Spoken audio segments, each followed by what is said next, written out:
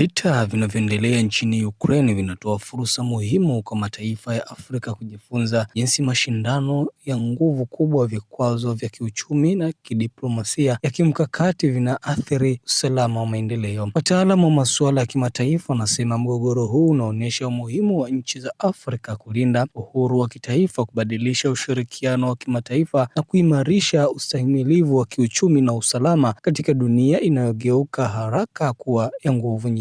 Vita vya Ukraine vinaashiria hatari za kutegemea nguvu moja pekee. Nchi za Afrika zinashauriwa kuepuka kuunganishwa kikamilifu na mataifa makubwa kama Marekani, Urusi, China na Umoja wa Ulaya. Wataalamu wanasema kuwapo na urahisi wa kuchagua washirika kunawawezesha mashirika ya kisiasa na kiuchumi kushughulika na mataifa makubwa kadri maslahi ya kitaifa yanavyohitaji bila kushinikizwa kuingizwa kwenye migogoro ya kigeni. Uhuru wa kimkakati sasa si hiari tu, anasema Dr. Samuel Obiora, mtaalamu wa sera za nje za Afrika. Nchi za Afrika lazima ziwe na uwezo wa kushirikiana na wadau wengi huku zikihifadhi uamuzi wa kisiasa unaojengwa juu ya maslahi yao. Mgogoro huu unaonyesha umuhimu wa jukwaa la kimataifa katika kuongeza sauti za mataifa madogo. Ushiriki hai kwenye Umoja wa Mataifa, Umoja wa Afrika, ECOWAS na jumuiya za kikanda